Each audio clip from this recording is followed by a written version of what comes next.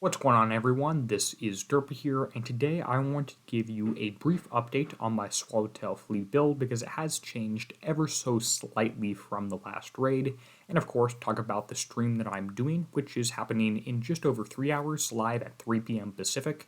Go ahead and join me there. You can find it on my YouTube channel, or I'll post it in a few other places. You can see me hit those targets, especially useful for people who are not in sectors 1 through 19, so you can see other people make the mistakes in the targets before you have to do that. That's what I always say. Now, in terms of the actual prizes for this raid, you're going to want to make sure to get the assassin and start building 3 blanks, possibly 4 blanks, as soon as you can in the start of the raid. The exception to that would be if you do plan to get some of these different Swallowtail upgrade tokens or build tokens, which are probably offered at some point in the raid here. You may want a free shipyard for that. If Kixeye does something extremely weird and changes around how the targets work and perform, that may be more important than not. But speaking of how changing about your build, I should talk to you about my new build that I have tweaked ever so slightly from the last raid. Now, the main difference here is the flagship, which has been upgraded to X1 rather than U2.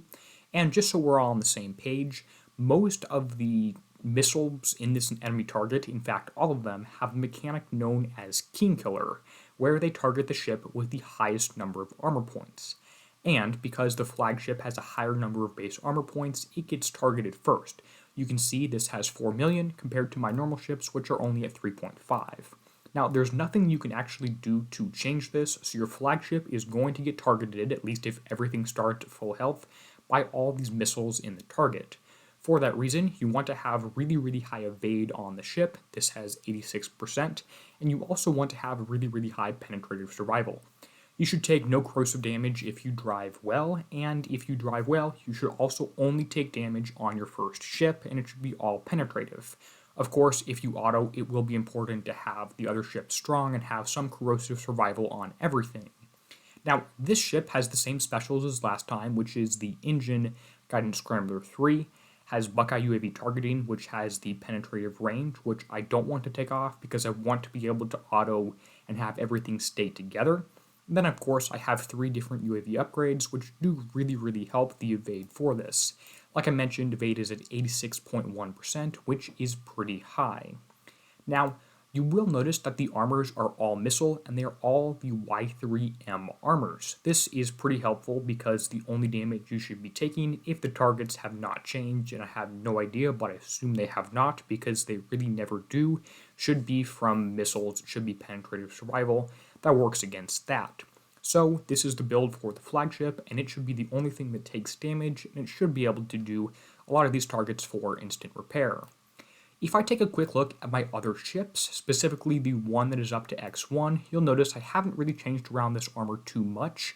If I was to change something, I would switch all these armors right here to actually be the tier 9.5 version rather than the tier 10.5. Why? Because there's 3% penetrative damage here and only 2% here.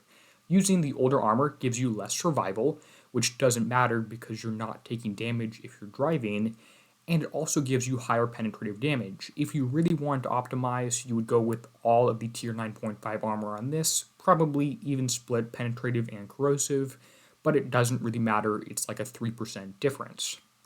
Now, in terms of the X1 upgrades, there's a few things that you should be aware of. First of all, U1 is helpful for the CIC, which is beneficial to the entire fleet in terms of combat speed, etc. U2 actually does nothing because you're not taking damage if you're driving. If you're autoing, it of course helps. U3 is very helpful, so I'd have 1 ship at U3 rather than 4 at U2 if that makes sense. And I would really want to do this one on ships that are doing damage, have UAV damage, chain count, etc. That's pretty nice.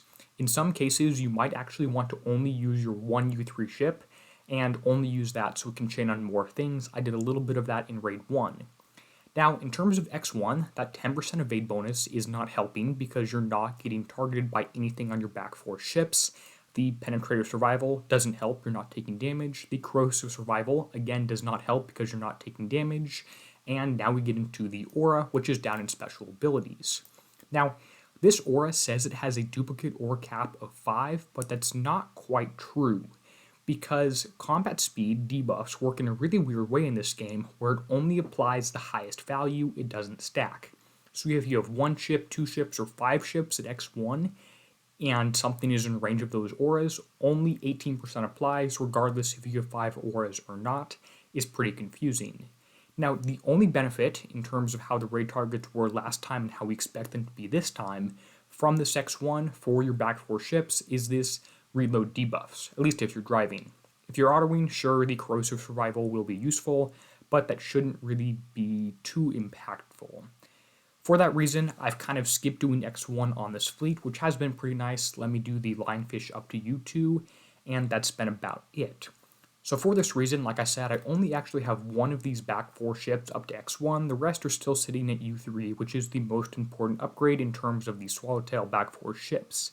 Now, in terms of what my ships actually look like, I have one ship with an anti, a second ship without, second ship with, and a third ship actually does have anti. I got a little too worried about being overwhelmed, so I have 6 MDS3 on the fleet. Now, one of the last things I'll mention here is that MDS3 is only useful if it's boosted by countermeasure special. If it's not, the range is too low, it won't matter, it won't shoot anything down.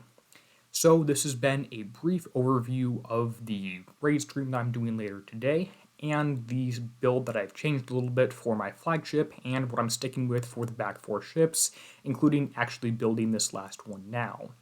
If the raid comes around and Kixeye has changed everything on us, I'll have to make a follow-up video, but probably not.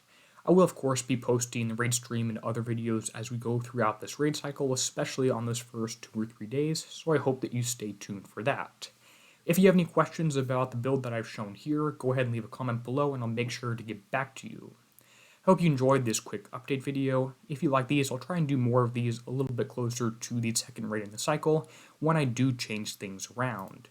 With that said, thank you to everyone whose name appears on screen now, and as always, this is Derpy, signing out, helping you be a better pirate.